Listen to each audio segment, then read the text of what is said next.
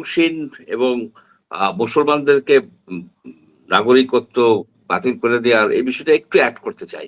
জি, ভারত কিন্তু অলরেডি একটা কাজ করতেছে, যেসব কনস্টিটিউশনতে সিটে মুসলমান আধিক্য বা মুসলমান ভোট ডিসাইড করে সেগুলিকে টার্গেট করে সেখানে কিন্তু তারা সিলেক্টিভলি মুসলমান ভোটারদেরকে ডিপ ভোটার ডাউটফুল ভোটার করে ফেলছে, তাদের ওই যে এসআইআর ঢুকে নাম ঢুকিয়ে দিচ্ছে, ভোটারবিহীন করে ফেলছে।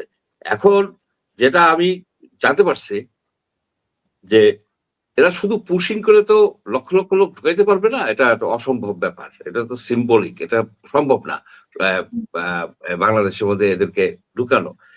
এরা এইসব মুসলমানরা ভোটারবিহীন হয়ে যাচ্ছে, তাদের ওই আধার কার্ড এগুলি কিছুই থাকতেছে না।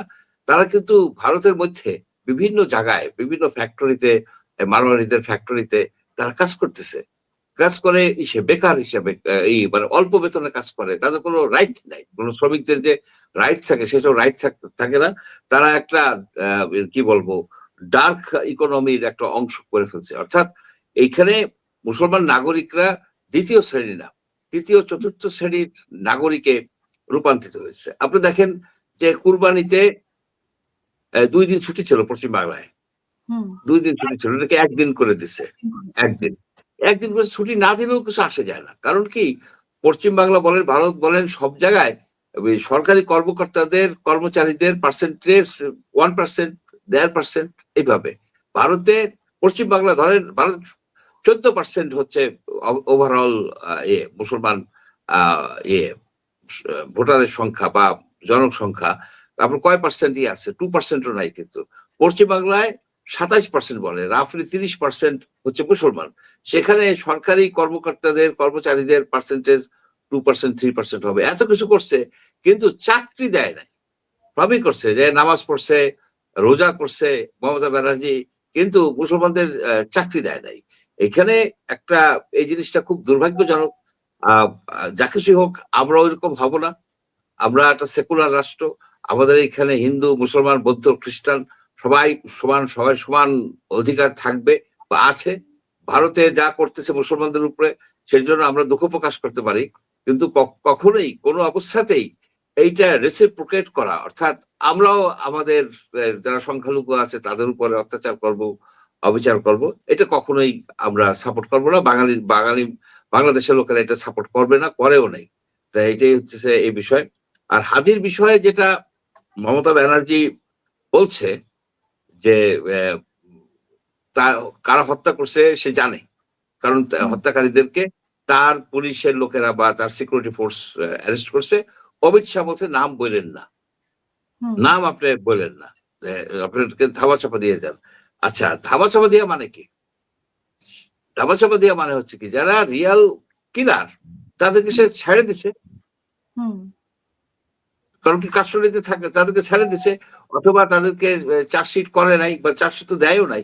তার মানে হচ্ছে কি, এই হাদি হত্যার সাথে সে কিন্তু ইনডাইরেক্টলি জড়িত, এই মমতা ব্যানার্জি। অ্যাকচুয়ালি যেটা বলতেছে, যদি এটা সত্য হয়, আবার অনেক সময় হচ্ছে কি মিথ্যাবাদী বলে, মিথ্যা বলে, এরা মিথ্যা বলে একটা ঝড় তুফান সৃষ্টি করতে চায়। কারণ এখন তো হারিয়ে গেছে, হারিয়ে দিয়ে অনেক কিছু বলতে পারে, যেটা শামা ওবায়দ বললো যে প্রথমত তার এই কথার সত্যতা কি আমরা জানি না, whether it's true or not, এবং সেটা প্রমাণ করারও আমাদের কাছে কোনো নাই।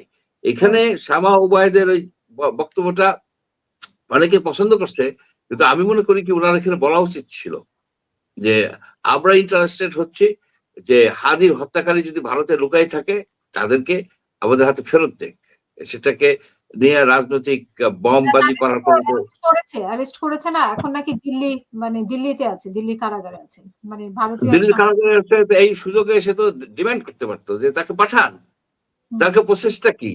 প্রসেসটা হচ্ছে যে সে বন্দি বিনিময় কিন্তু চুক্তি আছে, এটাই না যে পুশিং করতে হবে। এখানে কিন্তু 2010 সনে বন্দি বিনিময় চুক্তি আছে, সেখানে কিন্তু সে অ্যারেস্টেড অবস্থায় আছে, বন্দি অবস্থায় আছে। তো বন্দিকে সে জানাই দিবে যে বর্ডারে আমরা এই তারিখে নিয়ে যাব, তোমরা নিয়ে যাও, এরকম হয়েছে তো, আইনগত ভাবে সেটা করতে পারে, কিন্তু সেটা তো করতেছে না।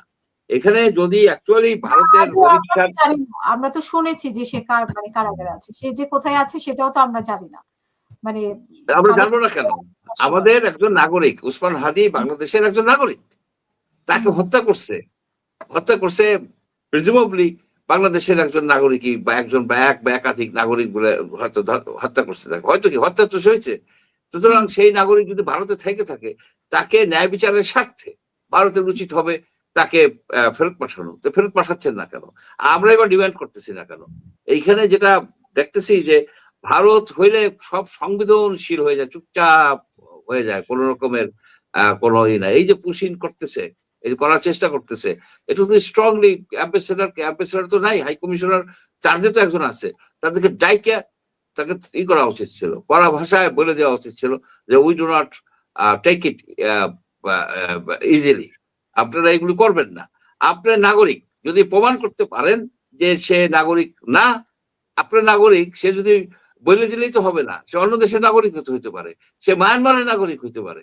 এখানে যেমন মায়ানমারে রোহিঙ্গাদেরকে দিচ্ছে, এখন বলতেছে যে রোহিঙ্গারা প্রমাণ করতে হবে যে তোমার সে কি মায়ানমারের নাগরিক ছিল কিনা। সেই গ্রাম ট্রাম পোড়ায় টোড়ায় দিয়া, জিপ কোড চেঞ্জ করে দিয়ে একেবারে এলিমিনেট করে দিছে, তার কোনো অস্তিত্ব রাখে নাই। এগুলি করে ডিক্টেটররা, মিলিটারি রুলাররা করে। ভারতও এটা শুরু করছে। ভারত এসব পরামর্শ পায় কোথায়?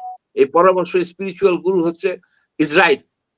কিভাবে একটা জনগোষ্ঠীকে তারা বিভিন্ন কায়দায় উৎখাত করে দিছে, ঠিক সেই কায়দায় তারা ভারতীয় যে 20-22 কোটি মুসলমান আছে, তাদেরকে ভোটার নাগরিকত্ব বিহীন করে দিবে, করে দিয়া ওই দেশের মধ্যেই হোক বা আশেপাশে দেশের মধ্যে হোক, বিভিন্ন জায়গায় তারা মানে থার্ড ক্লাস ফোর্থ ক্লাস নাগরিক হিসেবে থাকবে, তাদের কোনো অধিকার থাকবে না।